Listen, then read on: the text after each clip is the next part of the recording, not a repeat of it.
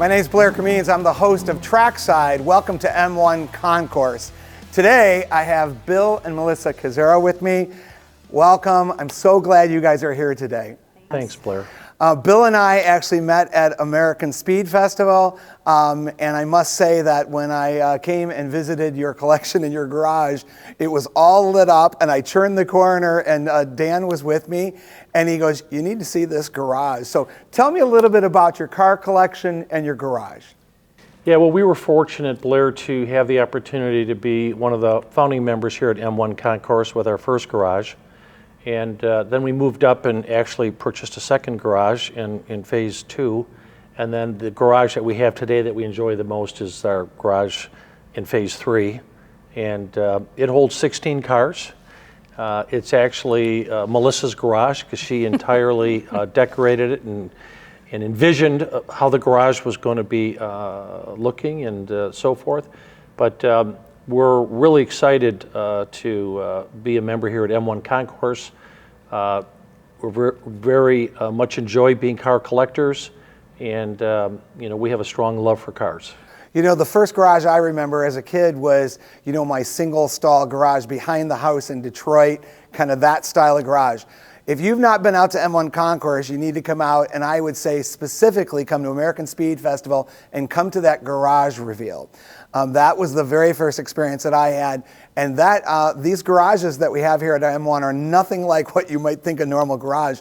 I think your garage kind of looks like a village or a city, and you can kind of pull in one way, and you don't have to move any cars around. You can kind of pull right out the other side. So is it like 3 to 4 garages in one? Is that kind of how that setup is, or is it too deep? Or yeah, it's too deep, but so it's a drive-through, and it's roughly 40 feet wide and about 78 feet deep.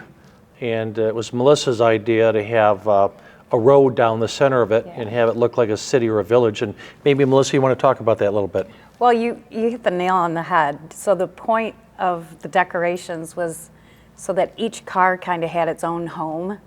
And so the brownstone buildings, and the little individual garages, and you just sort of park your car in front of your brownstone, and it's a home inside a home. For sure, and it made me one of the most famous garages here because those photos seem to get picked up nationally, and we see them in publications and stuff, and it's been in the M1 Momentum magazine, and so it's definitely a showcase here. Tell me a little bit about the cars you have in your garage. Our theme is really 2-seat roadsters, and Melissa in particular is fond of convertibles or spiders. Mm-hmm. We actually started collecting around the 2000 model year and just moved forward in time, although we do have a couple of classics that go back in time. Yeah. We kind of view going back in time as a very slippery slope when you're a car collector. And so most of our cars are modern, late model, Ferraris, Porsches, Mercedes, Lamborghinis, Corvettes, and a few other brands that are really focused on low volume production, limited edition, 2-seat coupes and roadsters in those brands. Love that. Tell me when you think you knew you were a car lover. Like, when did that start back in the day? Like, how did you know, cars are your thing? Well, I was very fortunate to have a love for cars at a young age. So my father had an automotive business, a wood model and pattern business, so he made the parts of cars back in the early 60s out of wood, and that was the way molds were made and dies were made to produce the production parts for the cars. And at the age of 9, I would go with him to his shop and actually watch him craft these wood-shaped parts of cars. And I would play with clay, and I would make a little clay car at the same time. And when I turned 15, I said, wow, this is really, really an exciting industry, exciting sector, and I took a strong interest in cars. I told my father at age 16 that I want to collect cars when I get older, and he said, son, you better save every nickel that you make because cars are expensive, and as you know, they are. And I actually remember kind of rubbing nickels together to see if I could, produce a third nickel, right, to help the collection process. But it wasn't until I turned 42 years old that I had enough money saved to buy the very first sports car, which was a 2000 model year Corvette convertible. I bought that new, still have that car today, and a lot of great memories with that car, and then we just kind of moved forward from there. Excellent. And Melissa, what was your first notable car? Like when your passion started playing out in a car, what was that car? Well, we had a dealer trying to sell us a car. It was a SLS AMG. And so he decided to bring it to the house. It was a good move on his part. So he brought it to the house, and when it came off the truck, he looked at it and he's like, I want the gull wing, not the convertible. And I'm like, well, hold on a second, you know? So we still have that car. Excellent. That was my first fun two-seater. Wow. I told the dealer, I said, listen, we're really not interested in the car. You can put it right back on the trailer. And he said, please just take it for a ride. Yeah. So I jumped in, Melissa jumped in. We went a mile up the road. We switched, let her drive it back to the house. And I said to her as we were driving back, what do you think? She says, well, I think you're nuts if you don't buy this car. Wow. You were helping sell the car, yeah. So we still have that car today. That SLS AMG is one of the more, I'll say, favorite models in our collection. We've had several over the years, and we just love that car. That's a very fun car to drive. It's one of the few cars that when you drive it, it gives you something back. Yeah. You know, long hood, 6.3 liter engine, very powerful, and of course that low stance and the gull wing doors just really add to it. That's a beautiful car. Yeah. I want to talk a little bit about, you know, it's kind of one thing to be a car collector, and I think it's another thing to be, you know, some people have cars and they sit in the shop and they wax them a couple times. I don't think that's you guys. I think that as I see those cars come out of the garage and your horses get exercised here on the track. So Melissa, tell me a little bit about kind of not just love for cars, but your love for driving. Tell me a little bit about that. Yeah, well, I didn't know I had a love for driving until we actually became a member here at M1. And, you know, having the garage and having the track, you get to actually experience the car and what it's made for. And so we slowly, you know, with the instructors here, took some classes, and they do lead follow, and it's, you get out of the car and you're like shaking and your adrenaline's going, and it's like, wow, I didn't kill myself, and two, that was fun. For sure. So you just start getting faster and faster, and then it's like, okay, what do we do next? There's a few people like Pippa Mann that I have kind of, and you don't know this, but I've kind of put you in that same vein as Pippa Mann and in our kind of local community.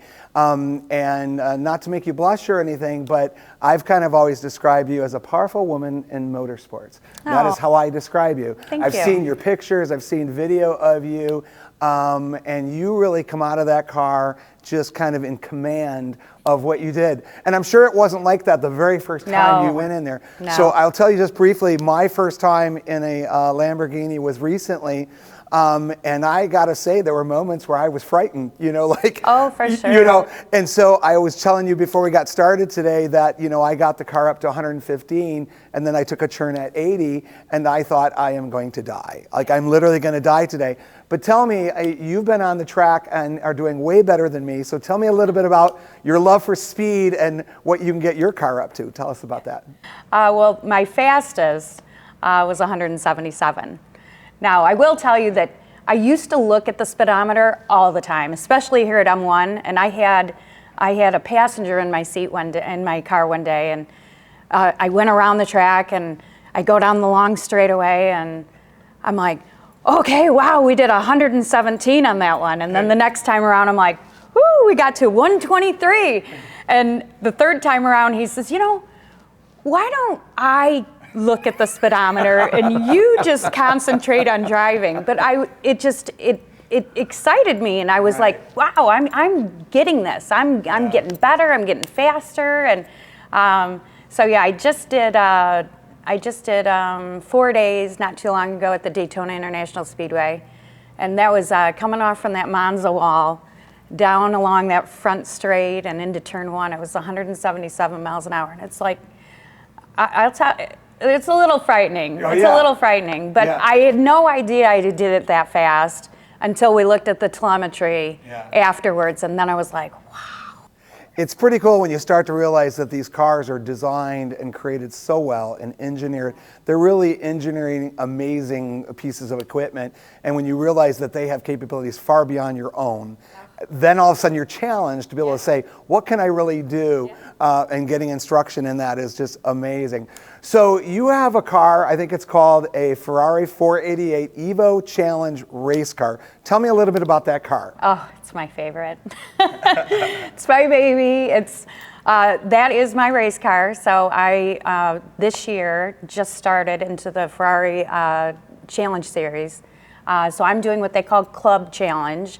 It's the interim into, actually getting out there and racing with everybody on the track. And so, but you're on the track, you're doing your laps. I was just at Sonoma, did what, three days? 3 days, yeah. At Sonoma, which was, again, another track where I got in the car and I'm like, oh my God, I don't know if I'm gonna be able to do this. This is like, because it's hilly, there's a lot of elevation, there's blind corners. You're coming up turn 2 and it's like, you don't even know where the track is. So when you have to find visual markers, stable ones that aren't going anywhere. Right. And it's like, okay, I'm just gonna point the car in this direction and the track's gonna end up being there, on the other side. So it's, I don't know, it's fun. But the car is amazing. The car, first of all, that was the first car that I've ever been in where you have the 5-point harness, which is a game changer for me because I'm a relatively small person, and so on the track with a regular seatbelt, I would slide around in the seat, and so now in that car, I'm like, I am in there, and you're not worried about you're just focused on driving, and it is amazing how it handles the slicks. It's like, That's great. What kind of horsepower are we talking in that car? Do we know? 670 horsepower. This got a V8, 3.9 liter, and I think the maximum speed on that car is 211 miles an hour. Wow. And So I what's haven't nice hit the about limit this yet. Challenge Race Series is all the cars are identical. So Ferrari produces the car for you. They're sealed, so to say. And the difference in your lap time or your speed is pure driving ability and skill. So it's a very fun race series, and we enjoy attending. I love going and just watching her race on the track and achieve these kind of speeds and lap times. So it's a lot of fun for me. We too. just celebrated the 100 year of Le Mans, right? And I think Ferrari has been a staple, or maybe the most iconic name at that race for sure. And then just a couple weeks ago, we had a motor and movie night here at M1 Concourse, and we got to watch Ford versus Ferrari film. But the thing that I think is, it seems like America is getting back into the run for major races worldwide. So it's great that you're doing that challenge. Thank you. You guys going to be at American Speed coming up in the fall? We Absolutely. are. Yeah, we're looking forward to it. We had the pleasure last year to run in the speed rings at the American Speed Festival last year. Melissa actually did the Ferrari speed ring and won the trophy for the Ferrari series, which was kind of her debut in her 488 Evo Challenge car. And this year she'll be in the speed ring, as well as I have a Porsche 911 GT3 Cup car, 992 generation. That's also a race car, and it's 1 year old, and I'm just actually practicing in it now, so I'll have that at the speed ring. And we'll also run a Corvette, a Z06 2023, in a different class in the speed ring. So that's a wonderful event. I highly encourage those of you that have never attended the American Speed Festival here at M1. It's probably the most iconic event that M1 Concourse has on an annual basis. It's the end of September, last few days of September, leading into October 1st. And it's a riot. It's just a great time. You get to see a lot of cars on the track, and it's just a fun place to be for 3 days. Hope I'm not putting you on the spot, but will your garage be one of the ones in the garage reveal? Or It will be. It will be. Excellent. We have been asked. Excellent. We participated in the garage reveal the last few years, and we're happy to open our garage again for this year's event. Yeah. Well, it's been great talking to you today. I challenge all of you to come out to American Speed Festival. Come and meet Bill and Melissa. It sounds like their garage is going to be a part of the garage reveal this year. And you too can meet them and learn more about their passion for cars and their passion for racing. My name's Blair Camines, and that's it for today at Trackside.